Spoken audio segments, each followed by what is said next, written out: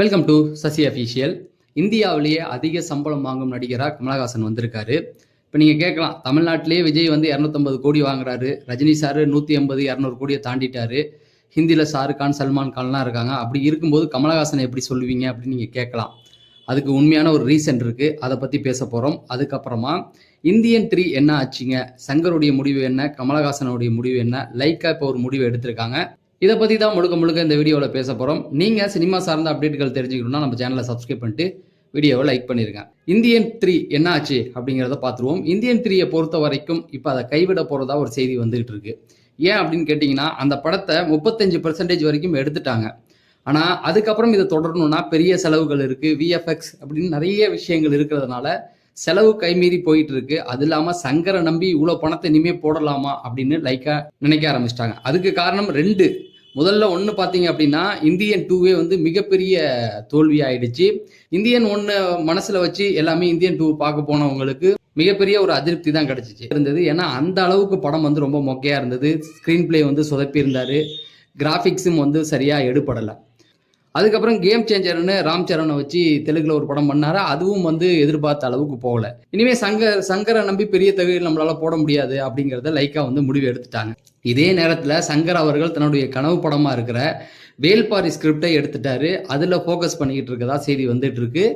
அதில் தனுஷ் நடிக்க போறாரு, விக்ரம் நடிக்க போறாரு, ஹிந்தியில் வந்து ரன்வீர் சிங் நடிக்க போறாரு அப்படிங்கிற மாதிரி செய்திகள் வந்துட்டு இருக்கு. இதை பற்றி நம்ம ஒரு வீடியோ போட்டிருக்கோம், ஆனால் முழுமையாக பேசலை. அடுத்த வீடியோவில் அதை பற்றி பேசலான்னு இருக்கேன். இதில் என்ன அப்படின்னு பார்த்தீங்கன்னா, சங்கர் அவர்கள் வந்து இப்போ லைக்கா கிட்ட ஒரு சில விஷயங்கள் பேசியிருக்காராம். அதாவது ஒரு 2-3 மாதத்துக்குள்ளே நீங்கள் எனக்கு முடிவு சொல்லணும், இப்போ இந்த படம் பண்ணுறதா இருந்தால் சொல்லுங்கள், இல்லைனா நான் அடுத்த படத்துக்கு போகிறேன் அப்படிங்கிற மாதிரி, அதாவது வேல்பாரி ஸ்கிரிப்டுக்குள்ளே போகிறதா வந்து முடிவு எடுத்திருக்கேன் அப்படிங்கிற மாதிரி சொல்லியிருக்காங்க. இப்போ கமலஹாசனை பொறுத்த வரைக்கும் பார்த்தீங்கன்னா, தொடர்ந்து அவருக்கு நிறைய படங்கள் இருக்குது. ஆனால் லைக்கா என்ன நினைக்கிறாங்க அப்படின்னு பார்த்தீங்கன்னா, இந்த படத்துக்கு விஎஃப்எக்ஸ் காட்சியே வந்து வேற லெவலில் சம்பவம் பண்ணும். ஏன்னா அது வந்து சுதந்திர காலகட்டத்துக்கு முன்னாடி நடக்கிற ஒரு விஷயம். அதுக்கான விஎஃப்எக்ஸ் செட்டு, அதுவும் சங்கரை நம்பி இவ்வளோ போடலாமா அப்படிங்கிற ஒரு கேள்வி. நெட்ஃப்ளிக்ஸ் இதுலேருந்து விலகிட்டதா ஒரு செய்தியும் வந்துகிட்டு இருக்கு. அதனால அவங்க வந்து யோசிச்சுக்கிட்டு இருக்கதா ஒரு முடிவு வந்திருக்கு.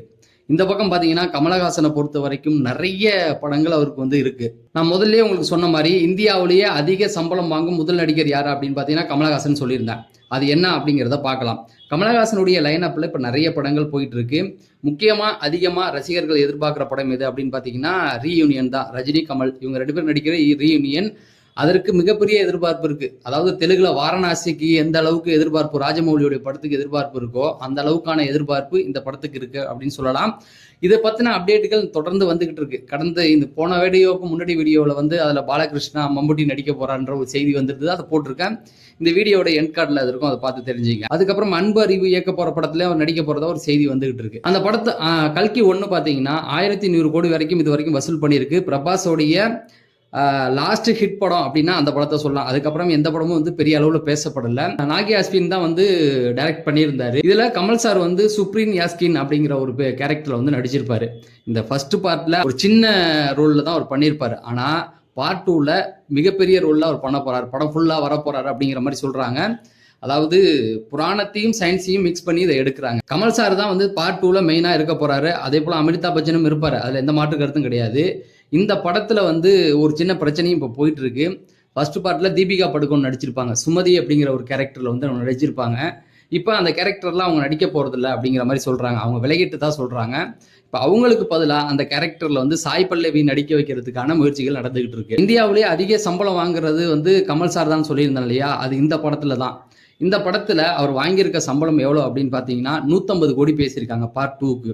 இப்போ நீங்கள் கேட்கலாம், என்னங்க 150 கோடி ஒரு பெரிய சம்பளமா? இந்தியில் எல்லாமே வந்து 200 கோடி 250 கோடி வாங்குறாங்க.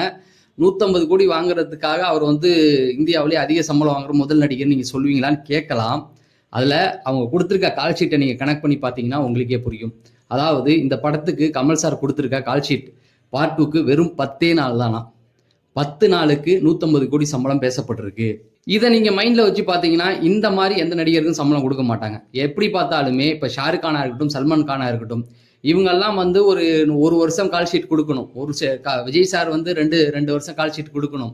அதே போல ரஜினி சார் எல்லாருமே பாத்தீங்கன்னா ஒரு படத்துக்கு ஃபுல் டேட் கொடுத்தா மட்டும்தான் 200 கோடி 250 கோடி. வெறும் 10 நாள் கால் ஷீட்டுக்கு இவ்வளவு சம்பளம் தர மாட்டாங்க. இதுவே ஷாருக் கானா இருக்கட்டும், சல்மான் கானா இருக்கட்டும், எல்லாருமே 5 நாள் 10 நாள் கேமியோ எல்லாம் பண்ணியிருக்காங்க. அதுக்கு அவர்களுக்கு இவ்வளவு சம்பளம் பேசப்படல. இந்தியாவிலேயே வெறும் 10 நாள் நடிச்சதுக்கு 150 கோடி சம்பளம் வாங்குற முதல் நடிகர் கமலஹாசன் தான். இந்த படத்துக்கு அப்புறமேட்டுக்கு வந்து அதாவது இப்ப வந்து பாத்தீங்கன்னா எலெக்ஷன் ஒர்க்ல ரொம்ப பிஸியா இருக்காரு. இது முடிஞ்சதுக்கு அப்புறம் பாத்தீங்கன்னா அடுத்த 5 வருஷம் அவருடைய டேட் வந்து ஃபுல்லா இருக்கு. அடுத்தடுத்து அவருடைய படங்கள் வந்து வந்துகிட்டே இருக்கும். இந்தியன் 3ல இருந்து முழுக்க அவர் வந்து விலகி வந்துட்டாரு அப்படிங்கிற மாதிரி தான் இப்ப செய்திகள் வந்துட்டு இருக்கு. இப்போக்கி பாத்தீங்கன்னா இந்தியன் 3 வந்து கைவிடப்பட்ட நிலையில தான் இருக்கு. அடுத்தடுத்து கமல் சார் வந்து பிஸியா தான் இருக்காரு. அதுல முக்கியமா நீங்க எந்த படத்தை எதிர்பார்த்துக்கிட்டு இருக்கீங்க? அன்பறிவு டைரக்ஷனா, இல்லைன்னா ரஜினி சார் கமல் சாருடைய ரீயூனியனா, இல்ல அப்படின்னு பாத்தீங்கன்னா கல்கி 2வா? இது நீங்க எந்த படத்துக்காக காத்திருக்கீங்க அப்படிங்கிறத கமெண்ட் செக்ஷன்ல சொல்லுங்க. சினிமா செய்திகளை தெரிஞ்சுக்க நம்ம சேனலை சப்ஸ்கிரைப் பண்ணுங்க அப்படிங்கறத சொல்லி நான் விடைபெறேன். நன்றி, வணக்கம்.